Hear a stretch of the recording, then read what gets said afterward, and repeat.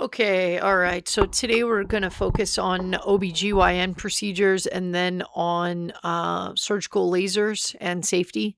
I have already sent out a link with the OBGYN instrument, a really good YouTube reference for you guys to use for that. So I'm mostly just going to go over some other stuff with OBGYN, some anticipation tips, some procedure steps for you.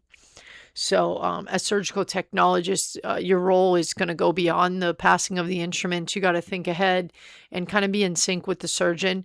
This presentation will walk us through key procedures and highlight how to anticipate each step and the goal to improve efficiency, safety, and outcomes in the OR. Mastery in the OR isn't just technical, it's cognitive. We need to visualize a procedure from the surgeon's perspective, especially in OBGYN where spaces are tight and vascularity is high.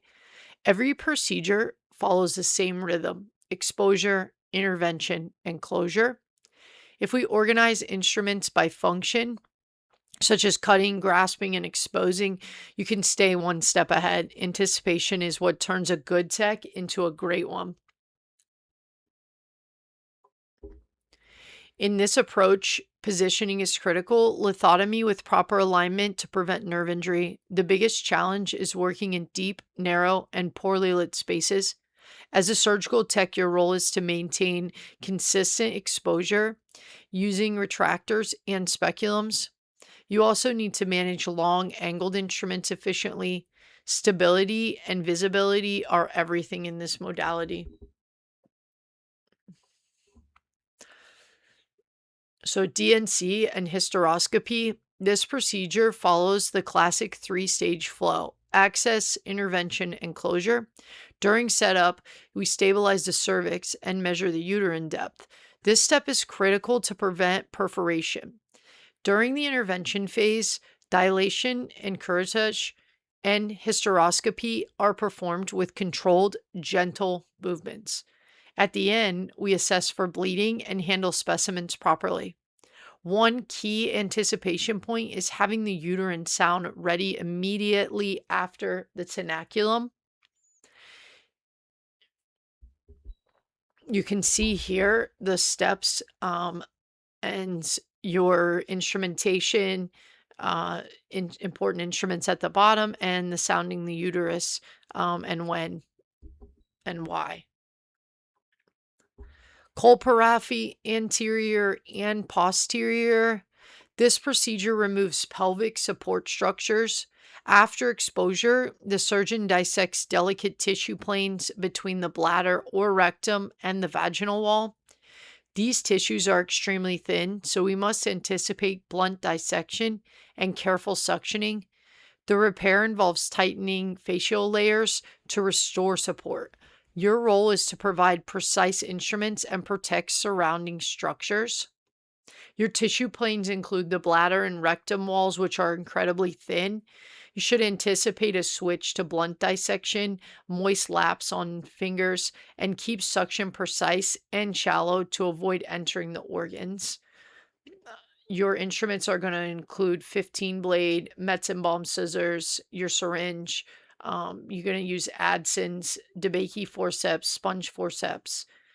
And then you're also going to need your needle driver and absorbable sutures for this. Vaginal hysterectomy. This is a highly efficient but technically demanding procedure. The key step is the ligament sequence. Clamping, cutting, and tying vascular pedicles is in order. This is where anticipation is critical, especially with Haney clamps ready before the surgeon asks.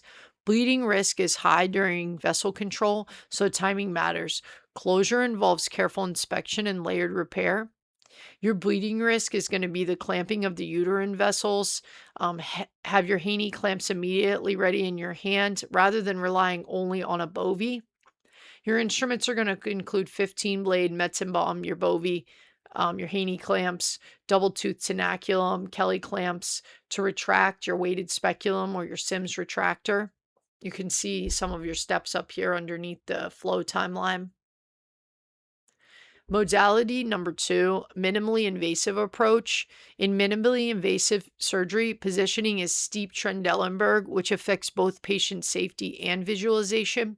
The main challenge is limited tactile feedback and reliance on visualization.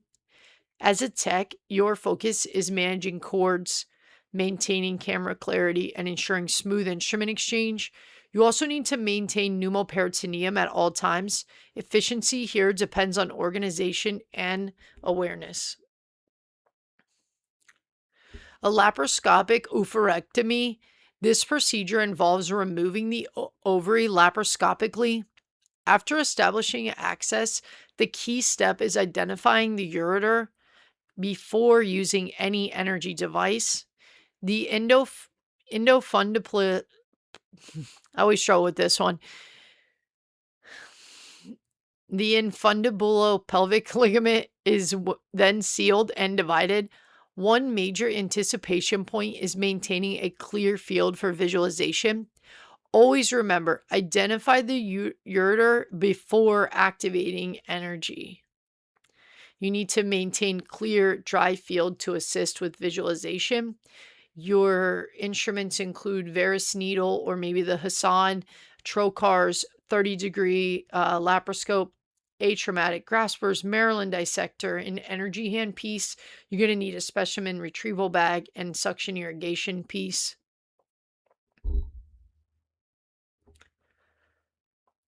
This slide highlights a range of procedures involving the fallopian tubes. Each procedure has a different goal: removal, repair, emergency treatment, or sterilization. The instruments and techniques vary accordingly. As a tech, your anticipation depends on the procedure type, whether it's delicate microsurgery or rapid response to bleeding. Always adjust your setup based on the surgical goal. You can see here the salpingectomy. You're going to remove the entire tube, and then you see your key instruments and your anticipation point. Stay close to the tube to avoid uterine vessels. Tuboplasty repair, you're going to reapproximate or slash open the femoral end. Micro scissors, fine needle driver, or sutures to do that repair.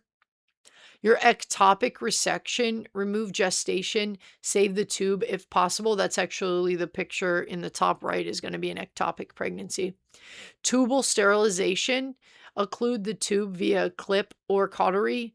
You're going to need a clip applicator or a bovie, and verbally confirm laterality before division. Laparoscopic and robotic hysterectomy. This approach combines minimally invasive techniques with advanced technology. After access, the surgeon dissects key structures and performs a colpotomy to remove the uterus. One important transition is during the colpotomy when pneumoperitoneum can be lost. Communication with the team is essential here. You also need to manage smoke evacuation and instrument exchanges efficiently. So your instruments here are going to be your camera trocars, whether they're robotic or laparoscopic. You need your trocars. You need a suction irrigator. You're going to need a laparoscopic or robotic clip applier, atraumatic graspers. You're going to need fine scissors. You can see here that the steps include securing the uterine manipulator. That's usually done by an FA or a PA. I haven't seen a tech do it, but I've heard of it. So, and then you're going to establish your pneumoperitoneum to start. They're going to place the trocars. These are measured out pretty carefully. A lot of times you're going to dock your robot. You're always going to divide the round ligaments first. Open the broad ligament to expose the ureters. Control uterine vessels. They're going to then dissect your bladder flap. Perform colpotomy against the manipulator cup. You're going to extract the uterus vaginally or via a containment bag. Close the vaginal cuff robotically or laparoscopically, undock, inspect, and close ports. A lot of times after you finish that part, then you are going to actually go into a hysteroscopy or a cysto where there may have been stents in during the procedure they're going to remove. Modality number 3 is going to be an open abdominal approach. In open procedures, exposure is much greater, but so are the risks. Positioning is typically supine, and large retractors are used to access the pelvis. The main challenges are bleeding, visualization, and bowel management. As a tech, you must stay organized and track sponges carefully. This approach relies heavily on rhythm and teamwork.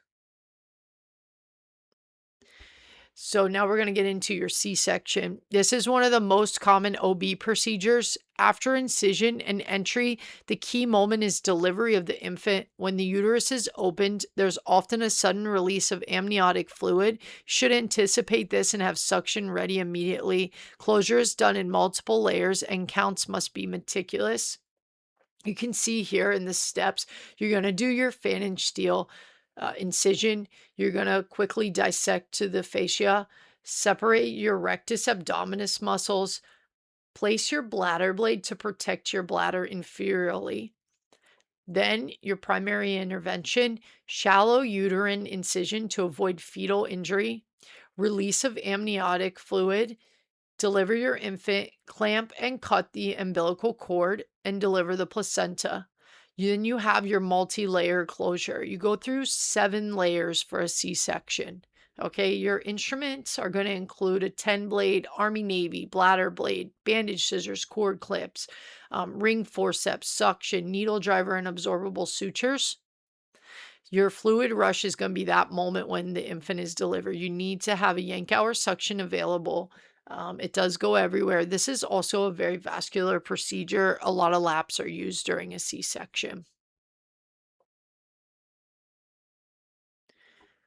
An abdominal myomectomy. This procedure removes fibroids while preserving the uterus.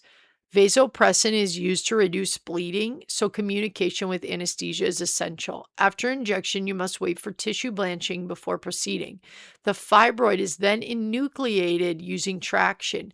Closure requires strong hemostasis and layered repairs. Again, you can see if you're doing this abdominally, you're going to have a lower midline or phalangeal incision. You're going to pack the bowel with moist lamps with moist laps. Surgeon is going to evaluate the fibroid depth and plans multiple uterine incisions. You're going to inject the vasopressin into the myometrium, incise the serosa, and use a tenaculum screw for intense traction to enucleate the fibroid. You're going to achieve rigorous hemostasis of the myometrial bed. Your instruments include syringe with vasopressin, marking pen, enucleate, and so then you're going to use a tenaculum, a myoma screw, your 10-blade, Metz and Balm scissors, monopolar pencil, needle driver, and heavy sutures. You can see down in the bottom right corner about the vasopressin pause. You're going to verbally confirm the vasopressin dilution. Once injected, watch anesthesia closely for hemodynamic changes. Do not pass the scalpel until the tissue blanches. Abdominal and radical hysterectomy. This is a more extensive procedure, especially in oncologic cases, which can be cancer cases. It involves deeper dissection and often ureter mobilization. The specimen is larger and more complex, so proper handling and labeling are critical. Anticipation includes having the right clamps and preparing for longer operative times. Coordination with your team is going to be key on this. And again, you're going to see your 3 steps. You'll see your long midline incision is what you're going to be using. You're going to clamp, divide your round ligaments, develop your bladder flap, and clamp your uterine vessels.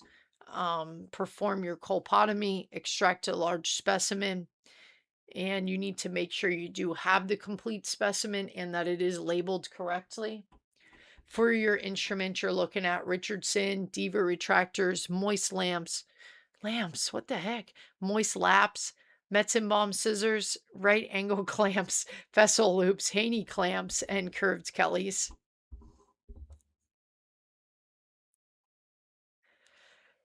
So on this slide, you're going to see it's going to compare different hysterectomy approaches. Each has a unique positioning, access points, and instrument needs. As surgical techs, we must adapt quickly depending on the approach. The highest priority changes from bleeding in open cases to visualization in minimally invasive ones. Understanding these differences improves anticipation. I'm going to give you a second to just look this over. You have abdominal, vaginal, laparoscopic, and robotic. It does have the patient positioning, you have your primary access, tech key instruments, and highest anticipation priorities.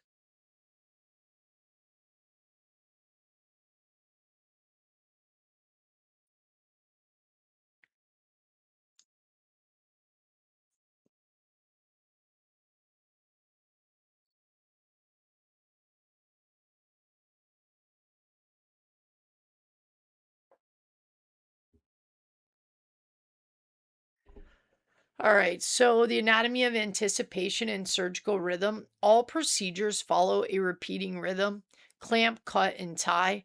Your job is to stay ahead of that cycle. That means having the next instrument ready before the surgeon asks. Smooth transitions improve efficiency and reduce operative time. Anticipation is about timing and pattern recognition. So you'll see, you kind of see that here, how it happens.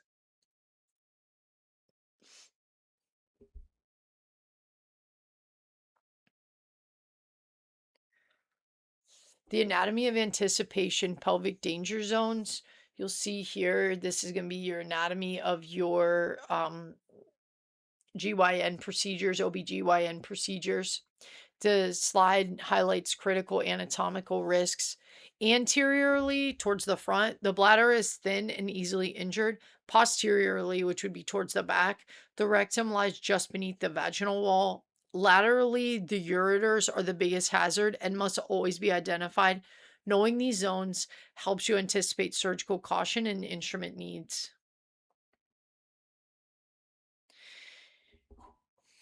In summary, OBGYN surgery is all about precision, awareness, and anticipation. Each procedure follows a predictable flow, but the details do matter. As surgical techs, we play a key role in safety and efficiency. By understanding the anatomy, the steps, and the risks, you can better support the surgical team. Ultimately, anticipation is what elevates our practice.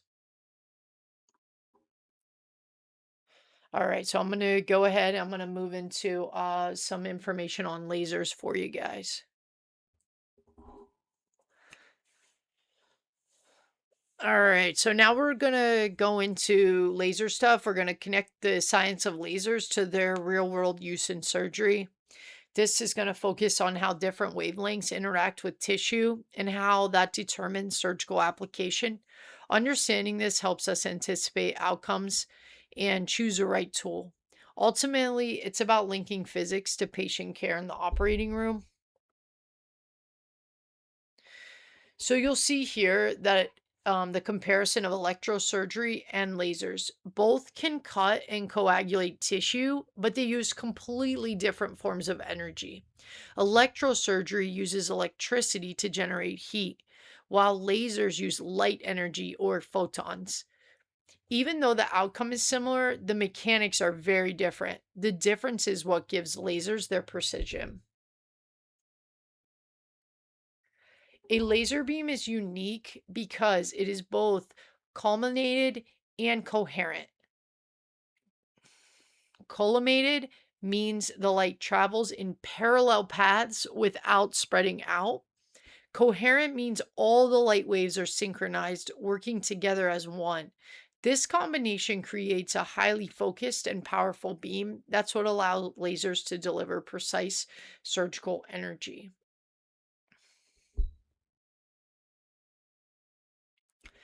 Lasers are named based on the material inside the energy pump. When that material is excited, it emits a specific wavelength of light. The system includes an energy pump, a conduction area where light is amplified, and a laser head that delivers the beam.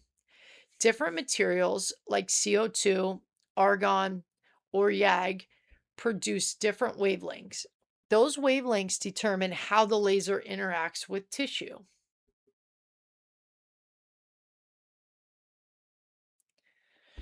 When light hits tissue, three things can happen: reflection, transmission, or absorption. Reflection means the energy is lost. Transmission means it passes through without effect. Absorption is what we want in surgery. It converts light into heat. That heat allows us to cut, vaporize, or coagulate tissue.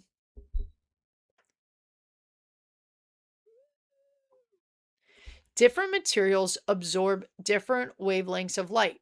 For example, a blue shirt reflects blue light but absorbs other colors. In the body, water, pigments, and proteins all absorb light differently. This is the key concept behind laser selection.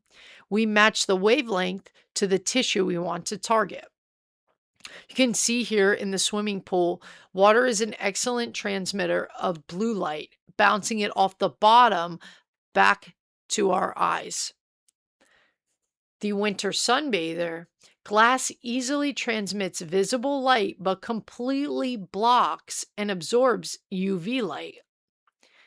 The X ray light transmits effortlessly through fleshy tissue but is immediately absorbed by dense bone. This slide is going to show you different lasers and where they fall on the electromagnetic spectrum. CO2 is in the infrared range. YAG is near infrared. KTP and argon are visible light. And excimer is ultraviolet. Each position on the spectrum determines how the laser behaves in tissue. This is why not all lasers are interchangeable.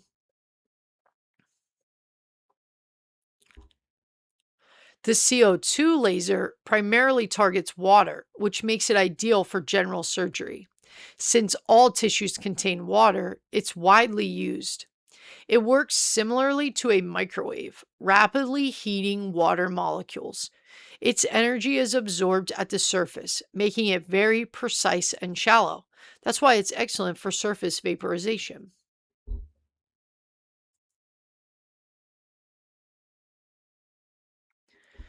The YAG laser targets dark tissues and minerals.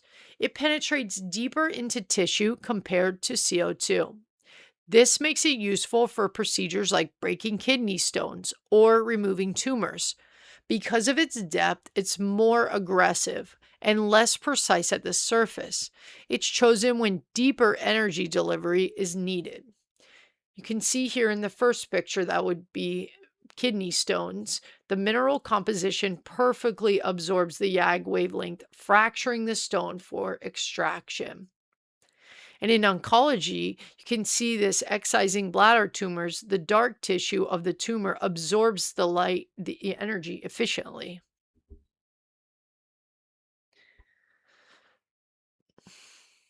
This slide compares how deeply these lasers penetrate. CO2 stays very superficial, making it precise and safe for surface work. YAG goes much deeper, which is useful but also increases risk. Choosing between them depends on how deep the target tissue is. Depth control is critical for patient safety. I'll give you a second to read on this on the bottom about the water absorption. The energy is spent immediately on the surface of it. It's ideal for shallow, highly precise surface vaporization without damaging deeper structures. And then you see your YAG, which bypasses the surface to create a deep, aggressive cut. The KTP laser operates in a green visible spectrum. It targets dyes and pigments rather than water. This makes it especially useful for things like tattoo removal. The green light passes through normal tissue but is absorbed by pigmented areas. That selective targeting minimizes damage to surrounding tissues. You can see here it uses the potassium, the titanium, and the phosphorus. The argon laser uses blue light and targets blood and melanin. One key application is in ophthalmology. especially for retinal bleeding. The light passes safely through clear structures of the eye and is absorbed where blood is present. This allows precise coagulation without damaging surrounding tissue. It's a great example of selective absorption in action. The excimer laser operates in the ultraviolet range and targets proteins and DNA. It's used in LASIK to reshape the cornea. The challenge is avoiding damage to the fluid behind the cornea. Because UV light is absorbed by protein rich tissue, it precisely removes corneal layers. Any excess energy passes safely through fluid without heating it.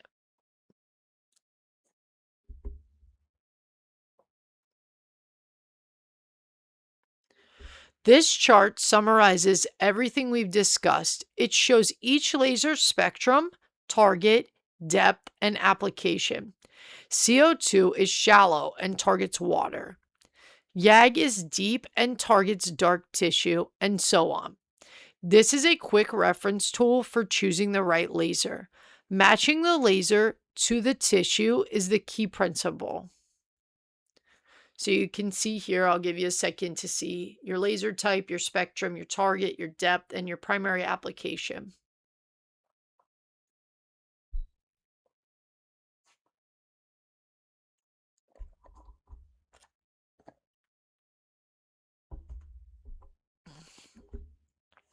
All right, as for laser safety is critical, especially for the eyes. Protection must match the wavelength of the laser being used. For example, argon lasers require blue blocking lenses, while CO2 and YAG require red blocking filters. Different lasers penetrate different depths, including in the eye. That's why proper eye protection is essential in the OR.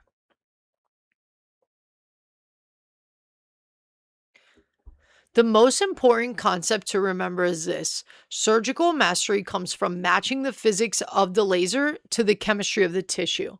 When we understand how light interacts with tissue, we can make better decisions in the OR. This leads to safer procedures and better outcomes. It's where science and surgery come together. So that concludes the lecture on OBGYN and lasers for you. If anyone has any questions, please go ahead and ask. Anyone who's watching this after the fact, if you have any questions about any of this information, just message me and let me know.